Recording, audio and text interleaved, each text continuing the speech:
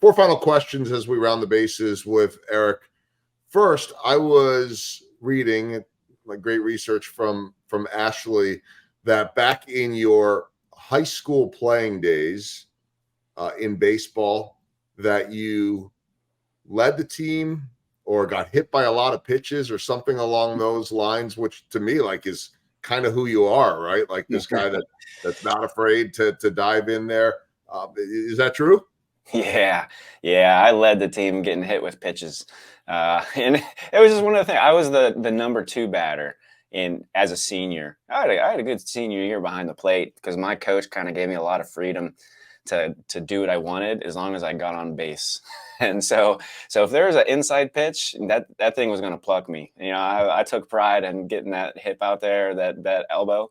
It made batting practice hard because when you're just taking batting practice off of someone, it's just automatically I kind of like throw my arm out there just to take a hit, and it's like, oh, I shouldn't be doing that right now. I don't want to waste those hits, but I just had to get on base, and that was one way to do it. I love it. Second question as we round the bases, having competed all over the world now, and you talked about the significance of being in Tokyo in the Paralympics, has there been a place, a location that has just moved you? I mean, you're getting to travel the world now in a different way than you did certainly in the military, a spot that just is there stuck in your mind in the best of ways? Oh, man.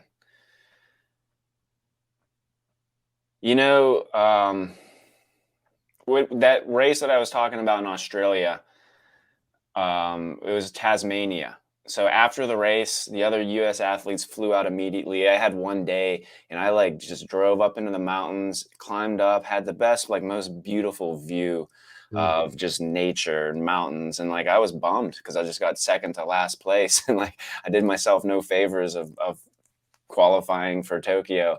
And I just remember sitting there and resting on that. And it's kind of, it was cool. It was some good alone time, which I don't get. I have 3 kids and a busy life, so to be by myself in nature, in the mountains, I really loved it. I thought Australia was pretty cool, and Tasmania was just a pretty beautiful place to be. That's awesome. All right, third question as we round the bases. I want to encourage everybody to go to Eric's website, especially if you're looking for a speaker, ericmcelvenny.com. It'll be in the show notes if you don't know how to spell it, and his name will be in all over the place anyway. But on the website, just under the About Me section, it says endurance athlete, speaker, dad, overcomer. I know that's not the order in terms of priority, but that last piece, overcomer, is certainly, I know, such a big part of inspiring others. I touched on it briefly earlier in the podcast, but how uplifting, how inspiring is it to you, the ability that you're able to have when you get on stage and affect others? Yeah, it's I love it. That's why I do it. I never would have pictured myself getting on a stage and talking and really share my story to teach resilience, and everyone's story is unique. So the audience will walk away with tools that they use in their own life. But I never would have thought that I would get on a stage and do it myself. But when that started just naturally happening, I was like, wow, this is pretty neat. This is rewarding. When COVID hit and I couldn't get on stage for a while, and just doing it virtually was a little bit different.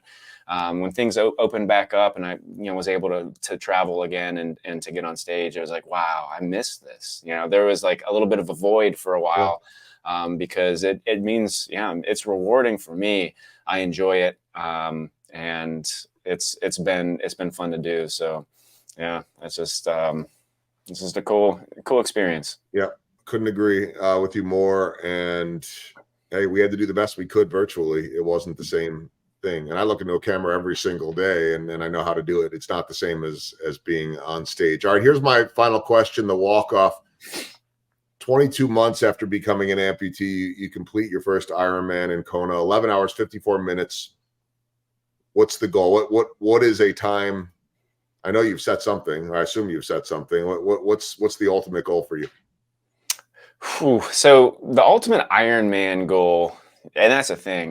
There's so like, and there's sports are so fun that I have a couple. Ironman goal is there's two Ironman athletes in history that have run faster. So my best Ironman is like a 10:20, 10 hours 20 minutes. The fastest amputee, Rivaldo Martins, Brazilian athlete. He's older now. He helps coach their team in Brazil, and I see him all the time. But he ran a 9:57 on an Ironman course. And then Paul Martin of the United States, just another guy that I look at, both below knee amputees. And I would love to put times up that are, with them. I'd love to beat them, and I think that they would understand that. But it's just cool being in the mix of some of the best endurance athletes in the world.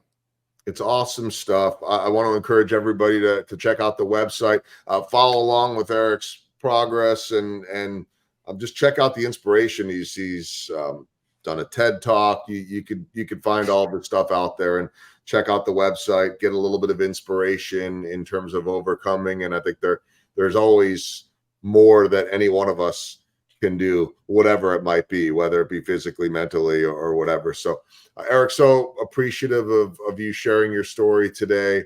Continued success in terms of competition, but also in the impact you're making in people's lives. Again, I want to remind everybody to check out the website if you want to learn more, and it'll be in the show notes, ericmcelvenny.com. Eric, thanks for spending time. Thanks for all you do. You're welcome. And thank you, Joel. Thanks for having me. This has been a lot of fun.